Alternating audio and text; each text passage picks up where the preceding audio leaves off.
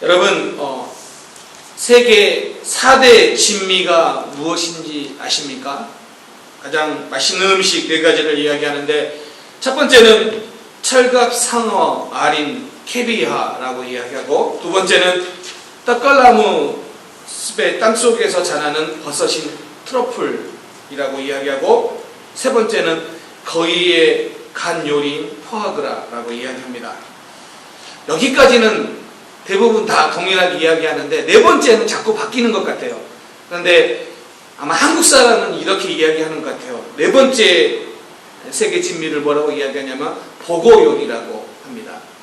이 보고 요리는 어떤 사람은 아니라고 어떤 사람은 맞다고 하니까 잘 모르겠습니다. 아무튼 맛있다고 이야기하는 요리 중에 하나입니다. 이 중에서 제가 그래도 먹어봤다라고 이야기할 수 있는 게 딱 한 가지가 있는데, 보고 요리입니다. 한국에 있을 때 어느 교회 강사로 갔는데 식사를 대접해 주신 것이 보고 요리였습니다. 보고 요리가 맛있다라고 이야기하는데 생각보다 가격도 비싸지 않고요. 또 맛이 아주 좋다라고 이야기를 하는데도 불구하고 사람들이 보고 요리를 꺼리는 이유가 있습니다. 그 이유는 하나입니다. 독이 있기 때문입니다. 종종 어렸을 때부터 신문에 또 뉴스에 보고 요리를 잘못 먹고 병원에 갔다 혹은 생명을 잃었다, 이런 이야기를 우리가 종종 들어왔기 때문입니다. 저도 첫 번째 먹을 때, 그 보고 요리를 먹을 때 사실은 맛이 있을까라는 생각은 하나도 들지 않고 걱정이 더 많이 들었던 생각이 듭니다. 그래서 솔직히 기억이 잘 안 납니다.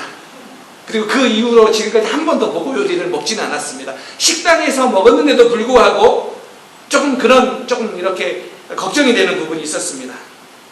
독을 발라내면 정말 맛있는 요리라고 이야기를 하는데, 그 독 때문에 먹기 꺼려 하거나 또 걱정하는 것이 보고 요리입니다. 그런데 이 보고 요리를 보면서 제가 어떤 생각이 들었냐면, 우리의 인간관계도 이와 비슷한 게 많구나라는 생각을 했습니다. 왜냐하면 좋은 인간관계는요, 진미와 같이 너무너무 우리에게 힘이 되고 유익합니다. 특별히 이민 생활을 살아가는 우리에게 있어서 대인관계, 좋은 사람을 만나는 것, 그런 관계를 맺고 있는 것은 마치 친척을 얻고 가족을 얻는 것 같은 아주 유익한 그런 것입니다. 그런데 그렇게 유익한 것임에도 불구하고 우리는 대인관계, 인간관계에서 종종 상처를 받습니다. 마치 독을 제거하지 않는 보고 요리를 먹는다는 느낌이 들 정도로 때로는 아프고 걱정이 되는 경우도 있습니다. 교회에도 정말 좋은 사람이 많습니다. 지금까지 제가 교회를 다니면서 만나는 많은 사람들 중에서 정말 좋은 사람을 많이 만났습니다. 그런데 한 번쯤은, 꼭 한 명쯤은, 혹은 이렇게 나에게 상처를 주는 사람을 만나기도 합니다. 이 이야기 듣고 나에게 누구지? 이렇게 생각하시면 안 됩니다. 그런데 자, 이렇게 보면 교회에서 상처를 받으면 그 상처가 더 심한 것 같아요. 저뿐만 아니라 우리 성도들의 삶을 이렇게 돌아봐도 그 이유가 무엇인가 생각해 보면 교회니까. 이 교회라는 기대치 때문에 그곳에서 상처를 받으면 더 힘들어하는 부분이 있는 것 같아요. 오늘 본문도 그런 일에 대해서 이렇게 언급하고 있음을 볼 수 있습니다. 오늘 2절에 보면 두 사람의 이름을 언급합니다. 개인적으로 유오디아와 순두계입니다. 그러면서 그 사람들에게 뭐라고 이야기하냐면 주 안에서 같은 마음을 품으라라고 권면을 합니다. 이 두 사람이 어떤 사람이냐? 첫 번째는 공통점이 있는데 이 두 사람은 여자입니다. 두 번째는 빌립보 교회의 헌신된 일꾼이고 리더들입니다. 그게 유오디아와 순두계입니다. 오늘날로 이야기하면 유오디아는 유 권사님이고요, 순두계는요 순 권사님입니다. 제가 그런 생각을 했어요. 진짜로 한국에 유씨는 많은데 순씨가 있나? 있더라고요. 그렇게 두 권사님인데 어떤 이유인지는 모르지만 이 두 사람이 나뉘어서 갈등을 하고 있고 다투고 있다는 것이죠. 이게 지금 빌립보서에 나와 있는 지금 문제입니다. 근데 여러분 생각해 보세요. 유권사님은 유하면 좋잖아요. 유권사님이니까 유하면. 순권사님은 순하면 좋잖아요. 순권사님이니까. 그런데 이 유권사님과 순권사님이 무엇 때문인지는 정확하게 나와 있지는 않지만 갈등을 일으키고 있다라는 거예요. 그런데 오늘 본문, 주어진 본문을 가지고 추측을 해보면 이렇게 이야기할 수 있습니다. 바울이 유오디아에게 권하고 순두계에게 권한다. 이름을 각각 불러요. 아마도 이렇게 각각 부른 걸 보니까 어느 한 사람의 일방적인 문제라기보다는 양쪽의 문제일 가능성이 많다라고 표현할 수 있을 것 같아요. 또 한 가지는 이 둘 사이에 어떤 진리의 문제나 아니면 어떤 행실의 문제라면, 그것 때문에 다퉜다면 아마 이것을 딱 지적했을 텐데, 그러지 않는 것을 보면 아마도 개인적인 문제일 가능성이 큽니다. 아마도 이 두 사람에게서 오는 성격의 차이, 경험의 차이, 그런 생각의 차이 때문에 오는 충돌로 다투고 있다고 봐야지 맞습니다. 그런데 이 두 사람이 처음부터 그러면 안 맞았느냐? 그건 아니에요. 오늘 본문에도 보면은 3절에 보면 이 두 사람은 바울과 함께 복음에 힘쓴 사람. 그런데 여기에서 이 힘쓰다라고 하는 이 단어가 쉬나드레오라는 단어인데, 이게 어떤 의미냐면 헬라어로 운동선수가 한 팀이 되어서 함께 협력하다는 뜻이에요. 그러니까 둘이 힘썼다라는 뜻은 무슨 뜻이에요? 이 두 사람이 한때는 바울과 함께 한 팀을 이루어서 힘쓴 사람이 맞다라는 이야기예요. 그런데 교회를 섬기다가 중간에 문제가 터진 거예요. 우리도 여러분 교회를 섬기다 보면 교회 안에서 종종 이런 문제들이 나타납니다. 그런데 비슷해요. 대부분의 문제들은 진리의 문제이거나 거룩의 문제보다는 서로의 생각에서 오는 차이, 거기에서 비롯된 문제들이 있다는 거예요. 그런데 자 보세요. 이 문제가 어떻게 연결되냐면 유오디아의 문제는 유오디아로 끝나는 것이 아니라 그와 친한 사람 혹은 그를 지지하는 사람의 문제가 되고요. 순두계의 문제는 그를 지지하는 사람 혹은 그와 친한 사람의 문제가 되기 때문에 개인의 문제가 아니라 이 문제가 공동체의 문제로도 연결될 가능성이 너무 높다라는 거예요. 그래서 이게 교회의 문제가 되는 경우가 많아요. 그런데 다툼, 분열은요, 죄인된 우리에게는 잘 맞는 거예요. 잘 맞는 거예요. 여러분, 왜냐하면 우리는 자기중심적이기 때문에 자기 관점에서 보면 다투고 분열되는 것은 너무 당연하게 따라오는 것이에요. 그래서 교회가 왜 갈등이 있을 수 있느냐라고 생각하는 게 아니라 교회 안에 당연히 갈등이 있죠. 왜냐하면 죄 있는 사람들이 모여 있는 곳인데, 그런 성향들을 가지고 있는 우리인데, 그렇기 때문에 교회에 갈등이 있는 것이 문제가 아니라 교회가 교회되는 것은, 교회담을 보이는 것은 무엇이냐면 성도가, 교회가 그 갈등을 어떻게 다루냐예요. 이게 중요해요. 아니, 교회에 어떻게 서로 얼굴이 붉힐 수가 있어? 라고 생각하는 것이 아니라 그 갈등이 생겼을 때 그것은 어떻게 다루냐가 여러분이 정말 성도됨이고 교회됨을 보여주는 자세라는 거예요. 오늘 본문을 통하여서 교회 안에 갈등을 어떻게 우리가 다루어야 되는가, 두 가지로 나눠볼 텐데, 첫 번째, 나에게 갈등이 생겼다면, 내가 그런 갈등의 당사자가 됐다면 바울의 공면을 들어야 됩니다. 첫 번째는 주 안에서 같은 마음을 품어야 됩니다. 바울이 유오디아와 순두계에게 같은 마음을 품으라라고 이야기합니다. 여기서 마음을 품는다라는 게요, 되게 중요한 단어인데, 이게 프로네인이라는 헬라어예요. 마음을 품는다. 그런데 제가 이전에도 언급한 적이 있는 것 같아요. 빌립보서에서 되게 중요한 동사인데, 이것은 마음을 품는다라는 것은 단순히 생각을 하는 것을 의미하는 게 아니에요. 이런 거예요. 느끼고 생각하고 결정하고까지의 모든 과정을 의미하는 게 프로네인이에요. 이 프로네인이라는 단어를 여러분 정말 중요시 생각해야 돼요. 이 두 사람에게 주 안에서 같은 마음을 품으라는 것은 두 사람의 생각이 똑같게 하라, 똑같은 생각을 하라라는 뜻이 아니에요. 어떻게 우리 모두가 다 동일한 생각을 할 수 있어요. 생각이 다를 수도 있어요.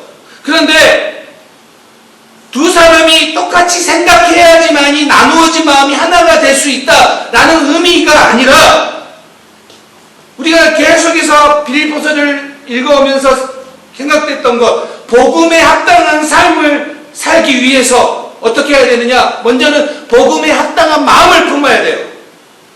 그리고 복음에 합당한 마음을 갖기 위해서는 어떻게 해야 되냐면, 복음을 이룬 어떠한 방법을 생각하고 느끼고 결정해야 돼요. 그런데 자, 여기서 주 안에서 프로네인 하라, 주 안에서 같은 마음을 품어라라는 것은 뭐냐면, 예수님께서 하셨던 그 방법을 따라라, 이 말이에요.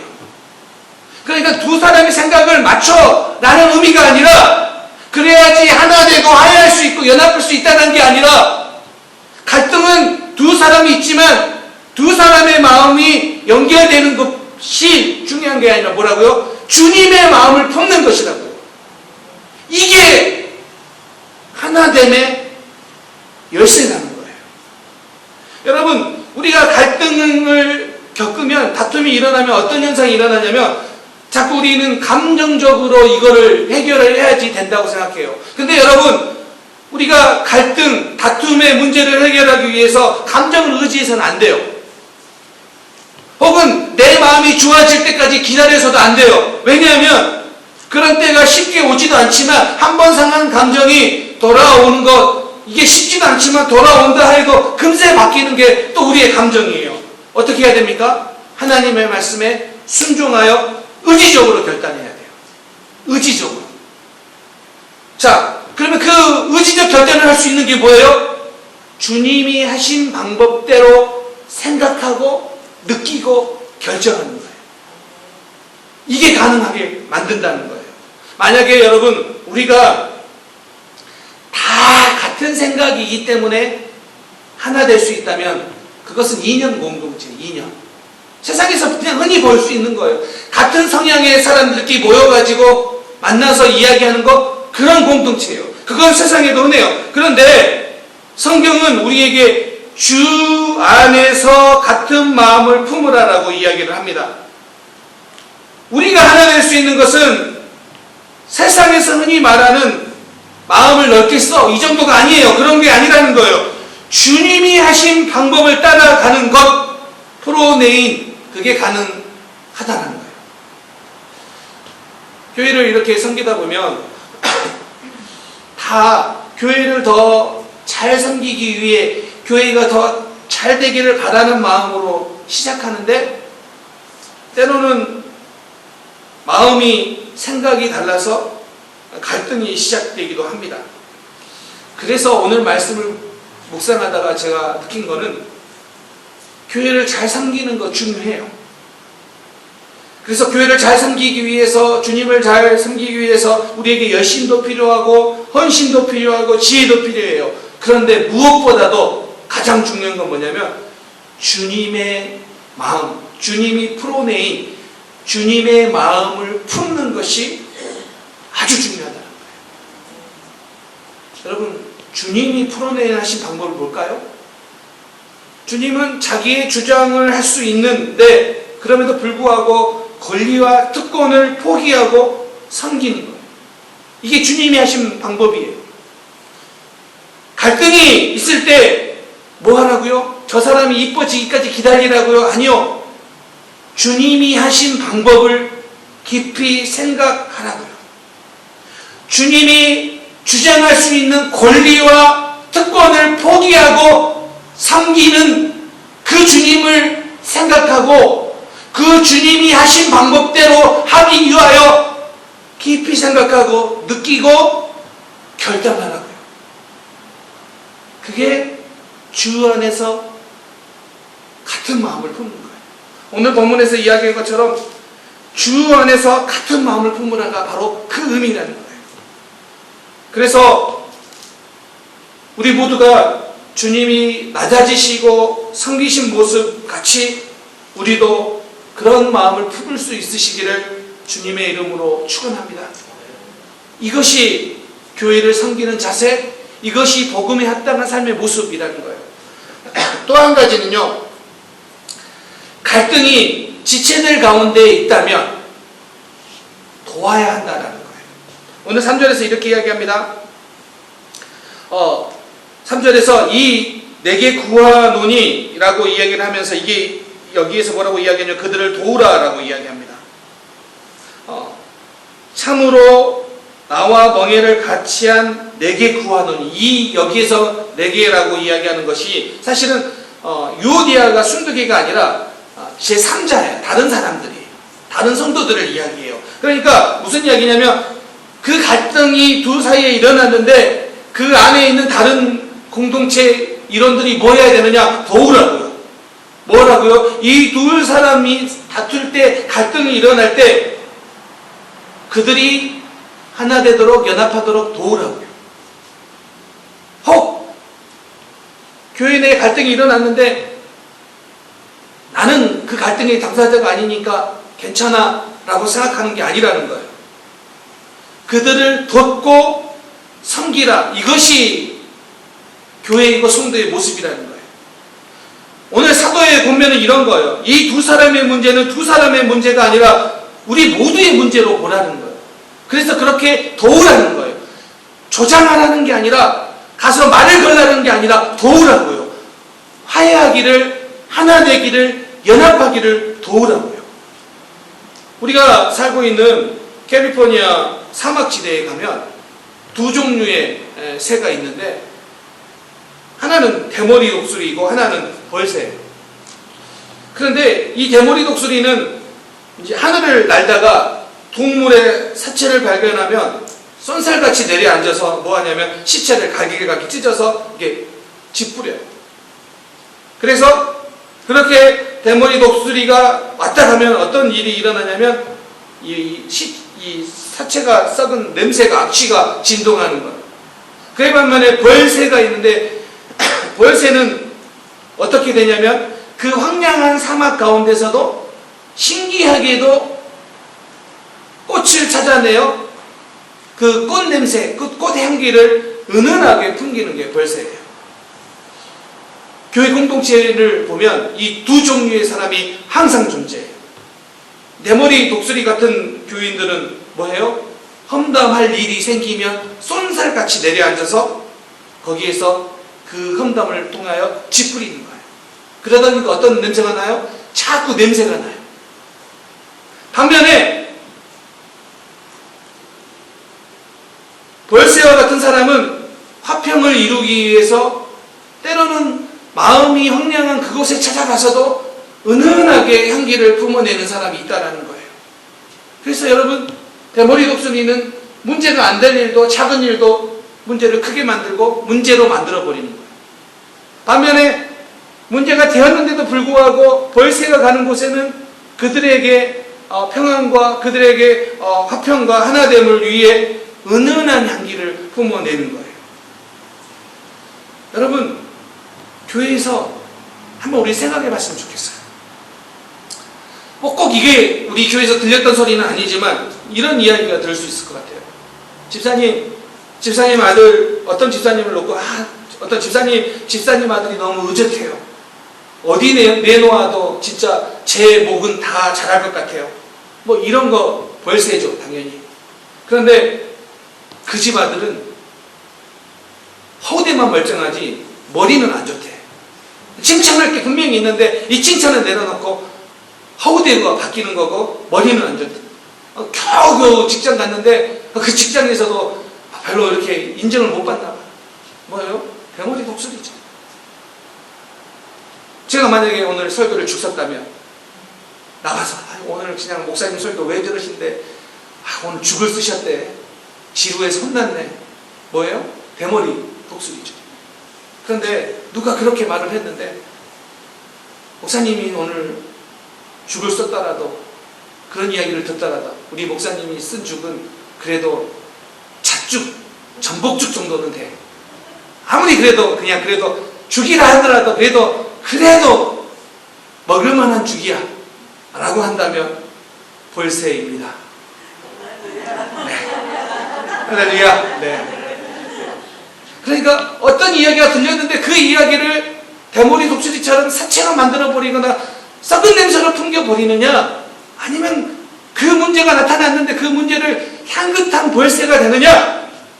여러분, 예수님이 우리에게 뭐라고 이야기하셨습니까? 화평케 하는 자는, 피스메이커, 화평케 하는 자는 복이 있다고 이야기하십니다. 여러분, 그렇다면 우리는 화평을 위해 수고해야 됩니다. 다른 지체들의 화평을 위해 수고하는 것이 성도의 모습입니다. 다른 지체들이 하나님을 더 잘 믿기 위해, 하나님과 화평하기 위해, 하나님과 좋은 관계를 맺기를 위해 수고하는 것, 그것이 바로 화평케 하는 자입니다. 그러므로 여러분, 갈등이 있는 사람들이 있으면 화평케 하십시오. 하나님과 관계가 자꾸 멀어지거나 힘들어하는 사람이 생긴다면 화평케 하십시오. 그것이 바로 피스메이커입니다. 여러분, 창세기 13장을 보십시오. 거기 보면 아브라함의 목자와 조카 롯의 목자들이 다투게 됩니다. 싸우게 돼요. 왜 싸우냐면 아브라함의 목자들이 아브라함의 재산이 늘어나다 보니까, 또 조카 롯의 재산이 늘어나다 보니까 한정된 땅에서 이 목축하기에는 너무 땅이 좁아요. 그래서 이 목자들과 이 목자들 사이에 다툼이 일어났어요. 그런데 다툼이 일어나는 거 어쩔 수가 없는 거죠. 아브라함이 이 문제를 해결한 방법을 여러분 아십니까? 어떻게 아브라함이 이 문제를 해결했습니까? 창세기 13장에 보면 이렇게 이야기합니다. 우리는 한 친족이라 나나 너나 내 목자나 내 목자나 서로 다투게 하지 말자. 서로 다투게 하지 말자. 그러면서 아브라함이 조카 롯에게 뭐라고 이야기하냐면 이렇게 결정을 합니다. 내가 자하면 나는 우하고, 내가 우하면 나는 자하겠다. 여러분, 이 이야기가 아무것도 아닌데 여러분 생각해보세요. 내 문제가 된다면 이렇게 이야기할 수 있지 않겠어요? 니는 젊지? 내가 삼촌이지? 그러니까 늙은 내가 우하면 젊은 네가 자해라. 삼촌이 내가 자하면 조카인 네가 우해라. 충분히 이렇게 이야기할 수 있어요. 그런데 아브라함이 뭐라고 이야기합니까? 내가 우선권을 먼저 준 거예요. 내가 먼저 선택하면 내가 그 반대편을 선택하겠다는 거예요. 그런데 이 아브라함의 제안에 따라 롯이 어디를 선택합니까? 요단 들판이 펼쳐져 있는 동쪽을 선택해요. 그런데 여러분 딱 보기에 롯이 어떤 걸 선택했냐면요, 그 요단 동편은 에덴 동산 같고 당시의 최강인 애굽 땅 같다라고 성경은 이야기하고 있어요. 그러니까 롯이 뭘 선택했냐면 보기에 삼촌이 나에게 양보했으니까 내가 알아서 안 좋은 곳으로 가야지, 이게 아니에요. 보기에도 너무 좋아 보이는 것을 먼저 선택했어요. 그리고 그곳으로 갔어요. 우리는 결과를 잘 알고 있죠. 누가 복을 받았습니까? 아브라함이죠. 하나님께서 화평케 하는 자는 복이 있다라고 말씀하십니다. 이것이 성도들이 이 땅을 살아가는 동안에 우리가 갈등 가운데, 어려운 가운데 수고하고 애쓰는 것, 여러분 그 일에 대해서 여러분 기뻐하십시오. 하나님께서 우리에게 주신 사명입니다. 그러므로 여러분, 우리 교회 성도들 가운데 종종 이런 일이 일어날 수 있지만 그 화평을 위해 수고하고 애쓰는 우리 모든 성도님들 되시길 주님의 이름으로 축원합니다. 결론입니다. 바울이 빌립보 교회에 보내는 편지인데 제가 그런 생각을 했어요. 굳이 이름까지 거론하면서 이 이야기를 했을까? 그렇지 않아요? 교회에 보내는 편지인데 좋은 일도 아니고 나쁜 일, 그것도 대단한 일처럼 보이지 않은 싸우는 일이에요. 그 싸우는 일을 굳이 거명하면서 리더인데 다른 사람들도 다 들을 텐데 굳이 이름까지 거론하면서까지 이렇게 편지를 보냈을까요? 분명한 이유가 있습니다. 이 문제는 단순히 개인의 문제만이 아니라 바로 교회 공동체의 문제이기 때문입니다. 사탄은 교회를 공격할 때 이와 같은 일들을 통해 어지럽게 하는 거예요. 그냥 하는 것이 아니라 교회 성도들이 갈등하게 하고 교회 리더들이 갈등하게 만드는 게 사단의 방법이라는 거예요. 그걸 알기 때문에 굳이 이 이야기를 거론하면서 편지를 보내는 거예요. 에베소서 4장 27절 마귀에게 틈을 주지 말라.